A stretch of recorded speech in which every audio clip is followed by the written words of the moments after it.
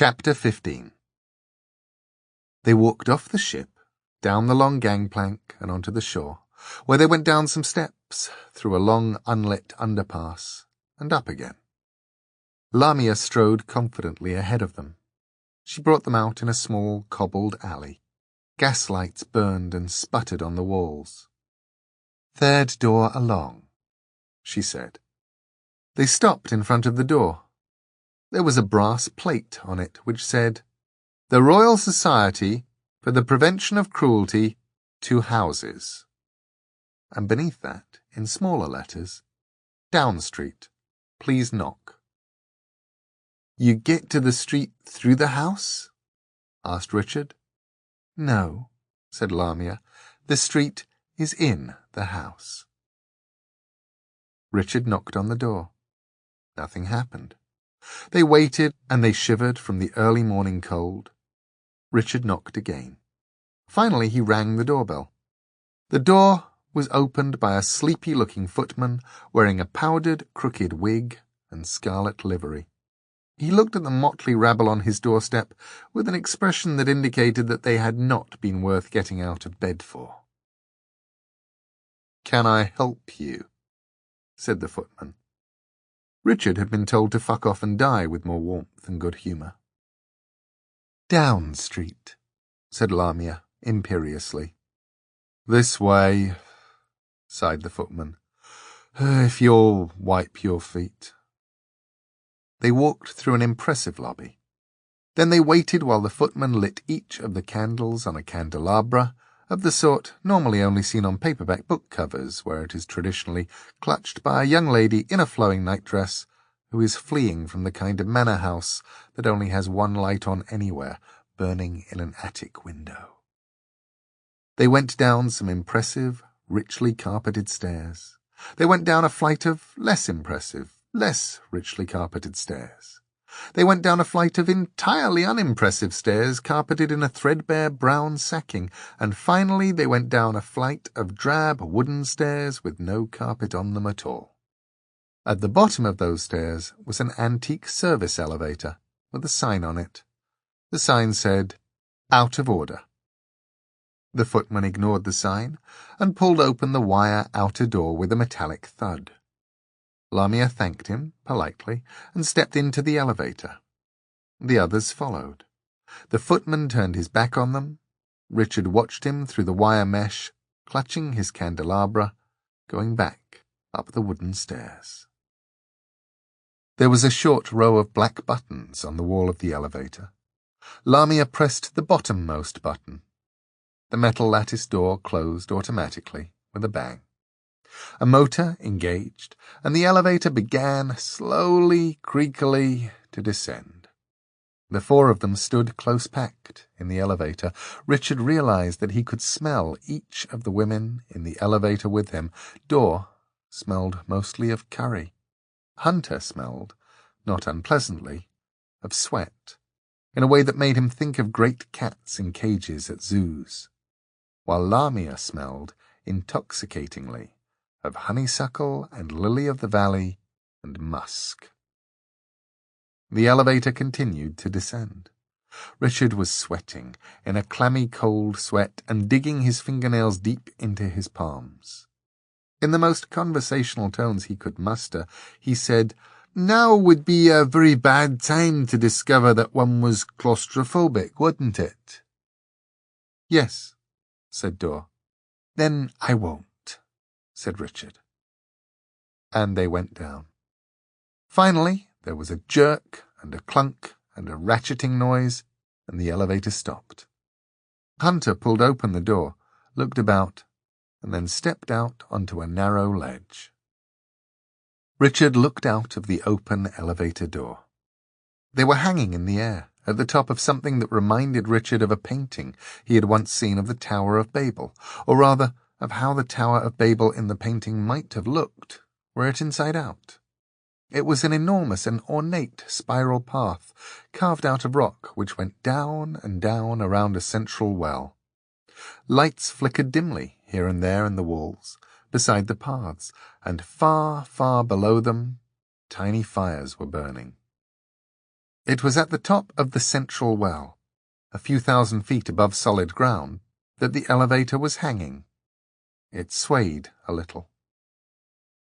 Richard took a deep breath and followed the others onto the wooden ledge. Then, although he knew it was a bad idea, he looked down. There was nothing but a wooden board between him and the rock floor thousands of feet below. There was a long plank stretched between the ledge on which they stood and the top of the rocky path, 20 feet away. "And I suppose," he said, with a great deal less insouciance than he imagined, "this wouldn't be a good time to point out that I'm really crap at heights." "It's safe," said Lamia, "or it was the last time I was here. Watch." She walked across the board, a rustle of black velvet. She could have balanced a dozen books on her head and never dropped one.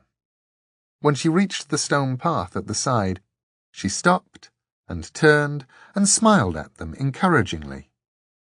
Hunter followed her across, then turned and waited beside her on the edge. "See?" said Dor.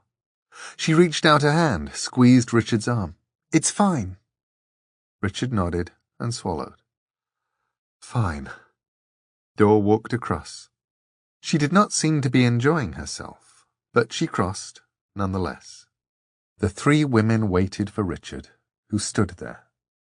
Richard noticed after a while that he did not seem to be starting to walk across the wooden plank, despite any "walk" commands he sent to his legs. Far above them, a button was pressed. Richard heard the thunk and the distant grinding of an elderly electric motor. The door of the elevator slammed closed behind him, leaving Richard standing precariously on a narrow wooden platform, no wider than a plank itself. "Richard!" shouted Dor. "Move!" The elevator began to ascend. Richard stepped off the shaking platform and onto the wooden board. Then his legs turned to jelly beneath him, and he found himself on all fours on the plank, holding on for dear life. There was a tiny, rational part of his mind that wondered about the elevator, who had called it back up and why. The rest of his mind, however, was engaged in telling all his limbs to clutch the plank rigidly, and in screaming at the top of its mental voice, "I don't want to die!" Richard closed his eyes as tightly as he could, certain that if he opened them and saw the rock wall below him, he would simply let go of the plank and fall and fall and... "I'm not scared of falling," he told himself. "The bit I'm scared of is the bit where you stop falling and start being dead." But he knew he was lying to himself. It was the fall he was scared of, afraid of flailing and tumbling helplessly through the air down to the rock floor far below, knowing there was nothing he could do to save himself, no miracle that would save him. He slowly became aware that someone was talking to him. "Just climb along the plank, Richard," someone was saying. "I can't," he whispered. "You went through worse than this to get the key, Richard," someone said. It was Dor talking. "I'm really not very good at heights," he said obstinately, his face pressed against the wooden board, his teeth chattering. Then, "I want to go home." He felt the wood of the plank pressing against his face, and then the plank began to shake. Hunter's voice said, "I'm really not sure how much weight the board will bear. You two put your weight here." The plank vibrated as someone moved along it towards him. He clung to it with his eyes closed. Then Hunter said, quietly, confidently, in his ear, "Richard?" "Just edge forward, Richard. A bit at a time. Come on." Her caramel fingers stroked his white-knuckled hand, clasping the plank. "Come on." He took a deep breath and inched forward, and froze again. "You're doing fine," said Hunter. That's good. Come on. And inch by inch, creep by crawl, she talked Richard along the plank, and then at the end of the plank she simply picked him up, her hands beneath his arms, and placed him on solid ground. "Thank you," he said. He could not think of anything else to say to Hunter that would be big enough to cover what she had just done for him. He said it again. "Thank you." And then he said to all of them, "I'm sorry." Dor looked up at him. "It's okay," she said. "You're safe now." Richard looked at the winding spiral road beneath the world, going down and down, and he looked at Hunter and Dor and Lamia, and he laughed until he wept. "What," Dor demanded, when at length he had stopped laughing, "is so funny?" "Safe," he said simply. Dor stared at him, and then she too smiled. "So where do we go now?" Richard asked. "Down," said Lamia. They began to walk down Down Street. Hunter was in the lead, with Dor beside her. Richard walked next to Lamia, breathing in the lily-of-the-valley honeysuckle scent of her, and enjoying her company. "I really appreciate you coming with us," he told her. "Being a guide, I hope it's not going to be bad luck for you or anything."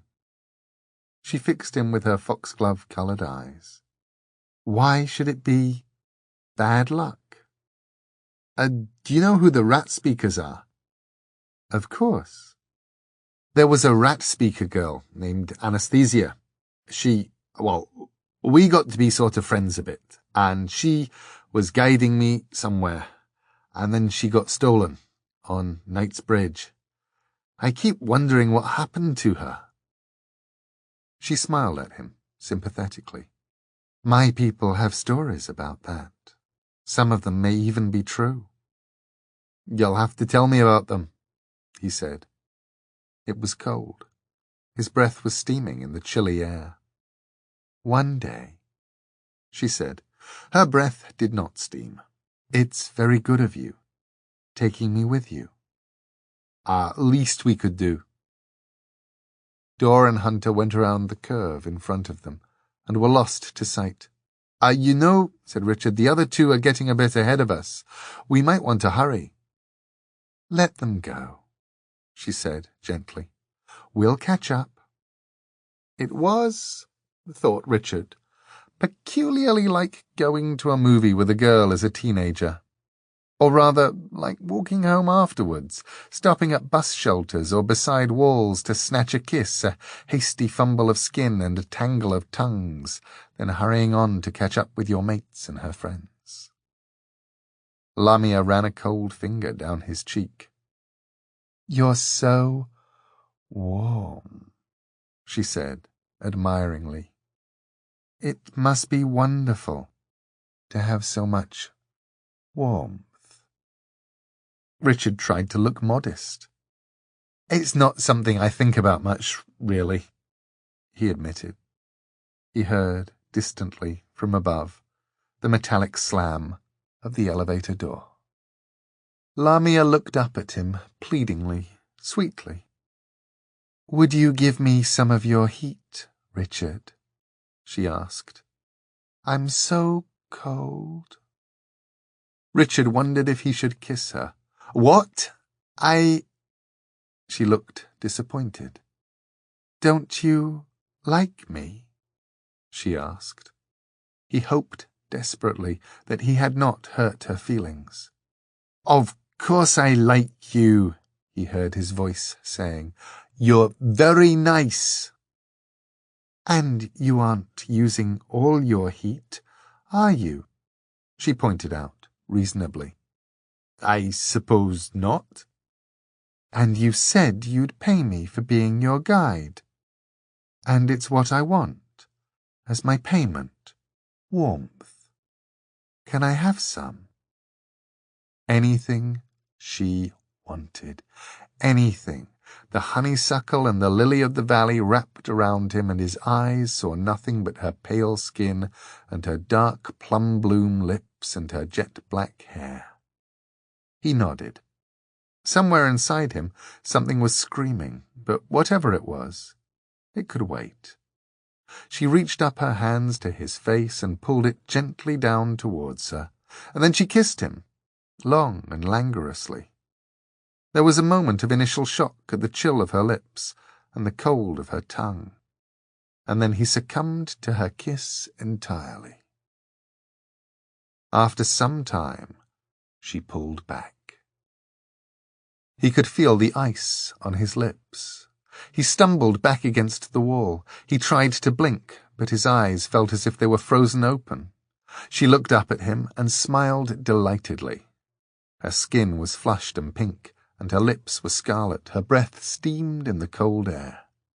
She licked her red lips with a warm crimson tongue. His world began to go dark. He thought he saw a black shape at the edge of his vision. "More," she said, and she reached out to him. He watched the velvet pull Richard to her for the first kiss, watched the rime and the frost spread over Richard's skin. He watched her pull back happily, and then he walked up behind her, and as she moved in to finish what she had begun, he reached out and seized her hard by the neck and lifted her off the ground. "Give it back," he rasped in her ear. "Give him back his life." The velvet reacted like a kitten who had just been dropped into a bathtub, wriggling and hissing and spitting and scratching. It did her no good. She was held tight by the throat. "You can't make me," she said in decidedly unmusical tones. He increased the pressure. "Give him his life back," he told her, hoarsely and honestly, "or I'll break your neck." She winced. He pushed her towards Richard, frozen and crumpled against the rock wall. She took Richard's hand and breathed into his nose and mouth. Vapour came from her mouth and trickled into his. The ice on his skin began to thaw, the rime on his hair to vanish. He squeezed her neck again. "All of it, Lamia." She hissed then, extremely grudgingly, and opened her mouth once more. A final puff of steam drifted from her mouth to his and vanished inside him. Richard blinked. The ice on his eyes had melted to tears and were running down his cheeks. "What did you do to me?" he asked. "She was drinking your life," said the Marquis de Carabas in a hoarse whisper. "Taking your warmth, turning you into a cold thing like her." Lamia's face twisted like a tiny child deprived of a favourite toy. Her foxglove eyes flashed. "I need it more than he does," she wailed. "I thought you liked me," said Richard, stupidly. The Marquis picked Lamia up, one-handed, and brought her face close to his. "Go near him again, you or any of the Velvet children, and I'll come by day to your cavern while you sleep, and I'll burn it to the ground. Understand?" She nodded. He let go of her, and she dropped to the floor. Then she pulled herself up to her full size, which was not terribly tall, threw back her head and spat hard into the Marquis's face. Lamia picked up the front of her black velvet dress and ran up the slope and away, her footsteps echoing through the winding rock path of Down Street, while her ice-cold spittle ran down the Marquis's cheek. He wiped it away with the back of his hand. "She was going to kill me," stammered Richard. "Not immediately," said the Marquis dismissively. "You would have died eventually, though, when she finished eating your life."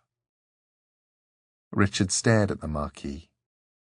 His skin was filthy, and he seemed ashen beneath the dark of his skin. His coat was gone. Instead he wore an old blanket wrapped about his shoulders, like a poncho, with something bulky, Richard could not tell what, strapped beneath it. He was barefoot, and, in what Richard took to be some kind of bizarre fashion affectation, there was a discoloured cloth wrapped all the way around his throat. "We were looking for you," said Richard. "And now you've found me," croaked the Marquee, dryly. "We were expecting to see you at the market." "Yes, well, some people thought I was dead. I was forced to keep a low profile." Why did some people think you were dead?" The Marquis looked at Richard with eyes that had seen too much and gone too far. "Because they killed me," he said. "Come on, the others can't be too far ahead."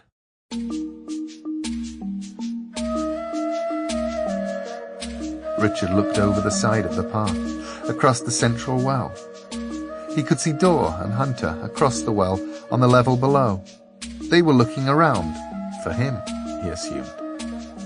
He called to them, shouted and waved, but the sound did not carry. The Marquis laid a hand upon Richard's arm. "Look," he said. He pointed to the level beneath Dor and Hunter. Something moved. Richard squinted. He could make out two figures standing in the shadows. "Krupp and Vandemar," said the Marquis. "It's a trap." "What do we do?" "Run," said the Marquis. "Warn them. I can't run yet. Go, damn you!" And Richard ran. He ran as fast as he could, as hard as he could, down the sloping stone road under the world. He felt a sudden stabbing pain in his chest, a stitch, and he pushed himself on, and still he ran. He turned a corner, and he saw them all. "Hunter! Dor!"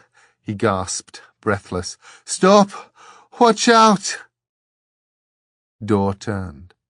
Mr. Krupp and Mr. Vandemar stepped out from behind a pillar. Mr. Vandemar yanked Dor's hands behind her back and bound them, in one movement, with a nylon strip. Mr. Krupp was holding something long and thin in a brown cloth cover, like the kind Richard's father had used to carry his fishing rods in. Hunter stood there, her mouth open. Richard shouted, "Hunter! Quickly!" She nodded, spun around, and kicked out one foot, in a smooth, almost balletic motion. Her foot caught Richard, squarely in the stomach. He fell to the floor several feet away, winded and breathless, and hurt. "Hunter?" he gasped. "I'm afraid so," said Hunter, and she turned away.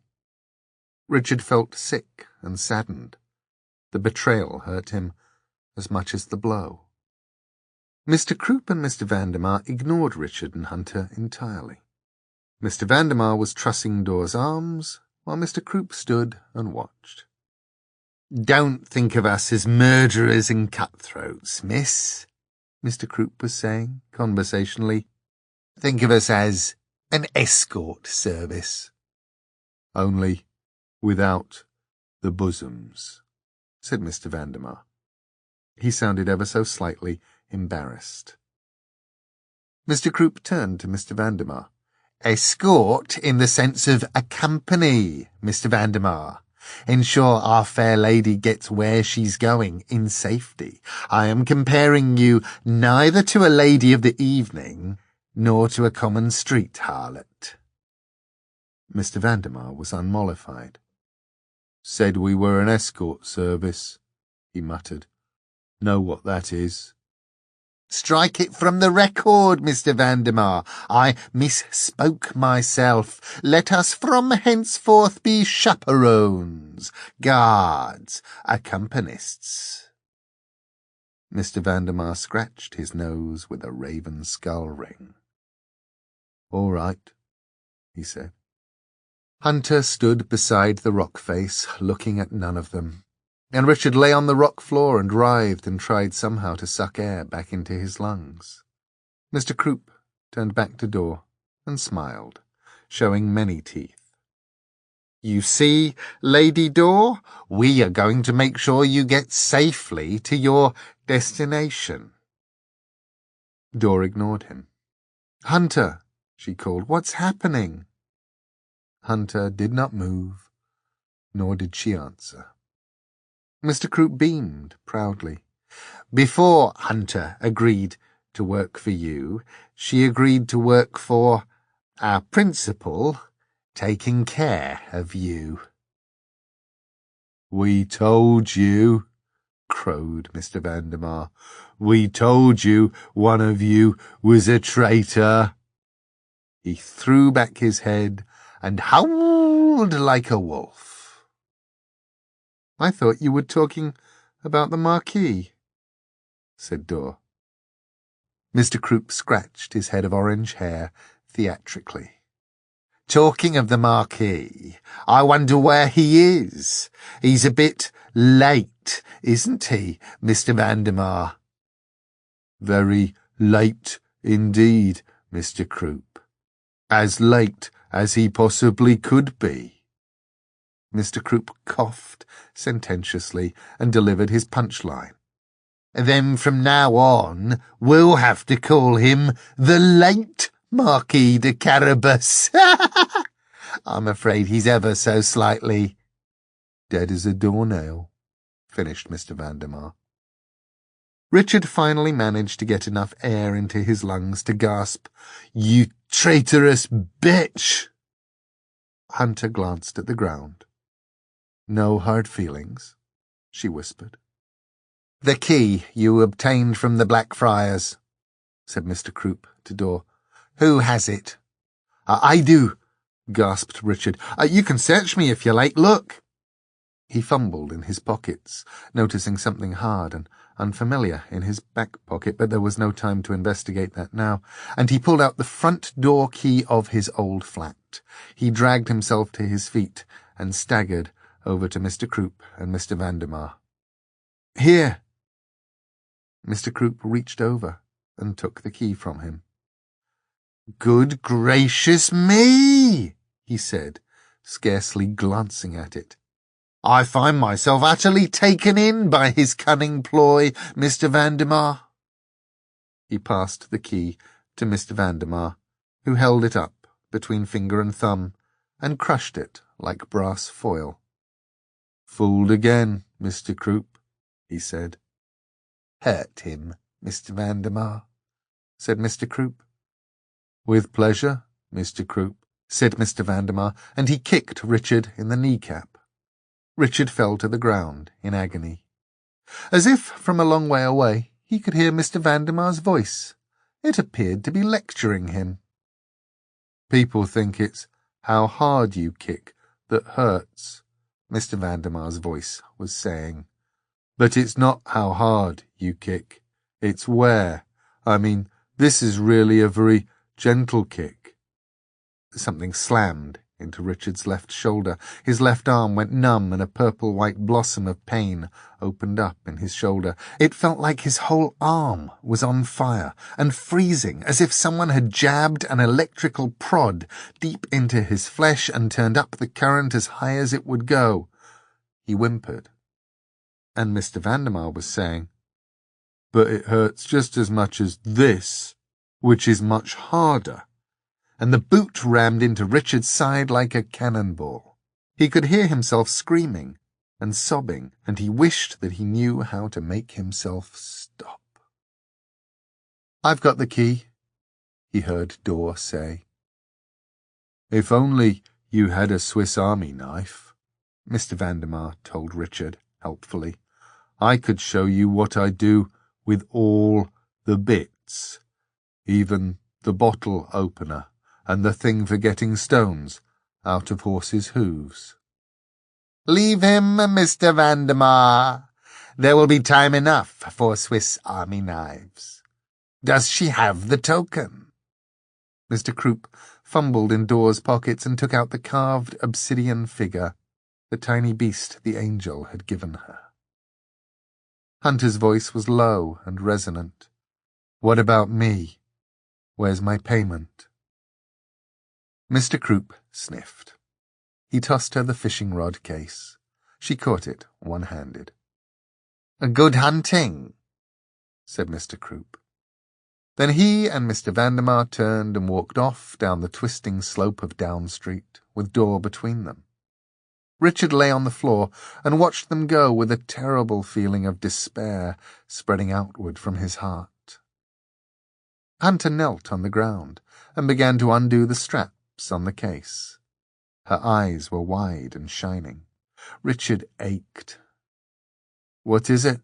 he asked. 30 pieces of silver." She pulled it slowly from its fabric cover, her fingers caressing it, stroking it, loving it. "A spear," she said, simply.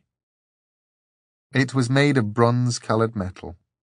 The blade was long and it curved like a kriss, sharp on one side, serrated on the other. There were faces carved into the side of the haft, which was green with verdigris, and decorated with strange designs and odd curlicues. It was about 5 feet long, from the tip of the blade to the end of the haft. Hunter touched it almost fearfully, as if it was the most beautiful thing she had ever seen. "You sold Dor out for a spear," said Richard. Hunter said nothing. She wetted a fingertip with her pink tongue, then gently ran it across the side of the head of the spear, testing the edge on the blade, and then she smiled, as if she was satisfied with what she felt. "Are you going to kill me?" Richard asked. He was surprised to find himself no longer scared of death, or at least, he realized, he was not scared of that death. She turned her head then and looked at him. She looked more alive than he had ever seen her, more beautiful and more dangerous. "And what kind of challenge would I have? Hunting you, Richard Mayhew?" she asked, with a vivid smile. "I have bigger game to kill." "This is your great beast of London hunting spear, isn't it?" he said. She looked at the spear in a way that no woman had ever looked at Richard. "They say that nothing can stand against it." "But Dor trusted you. I trusted you." She was no longer smiling. "Enough." Slowly the pain was beginning to abate, dwindling to a dull ache in his shoulder and his side and his knees. "So who are you working for? Where are they taking her? Who's behind all this?" "Tell him, Hunter," rasped the Marquis de Carabas. He was holding a crossbow pointed at Hunter. His bare feet were planted on the ground. His face was implacable. "I wondered whether you were as dead as Croup and Vandermeer claimed you were," said Hunter, barely turning her head. "You struck me as a hard man to kill." He inclined his head in an ironic bow, but his eyes did not move and his hands remained steady. "And you strike me that way too, dear lady, but a crossbow bolt to the throat and a fall of several thousand feet may prove me wrong, eh? Put the spear down and step back." She placed the spear on the floor, gently, lovingly. Then she stood up and stepped back from it. "You may as well tell him, Hunter," said the Marquis. "I know. I found out the hard way. Tell him who's behind all this." "Islington," she said. Richard shook his head, as if he were trying to brush away a fly. "It can't be," he said. "I mean, I've met Islington. He's an angel." And then, almost desperately, he asked, "Why?" The Marquis's eyes had not left Hunter, nor had the point of the crossbow wavered. "I wish I knew. But Islington is at the bottom of Down Street, and at the bottom of this mess. And between us and Islington is the labyrinth and the beast. Richard, take the spear. Hunter, walk in front of me, please." Richard picked up the spear, and then, awkwardly using the spear to lean on, he pulled himself up to a standing position. "You want her to come with us?" he asked, puzzled. "Would you prefer her behind us?" asked the Marquee, dryly.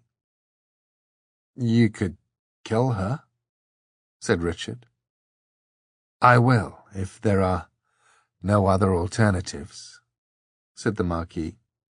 "But I would hate to remove an option before it was entirely necessary.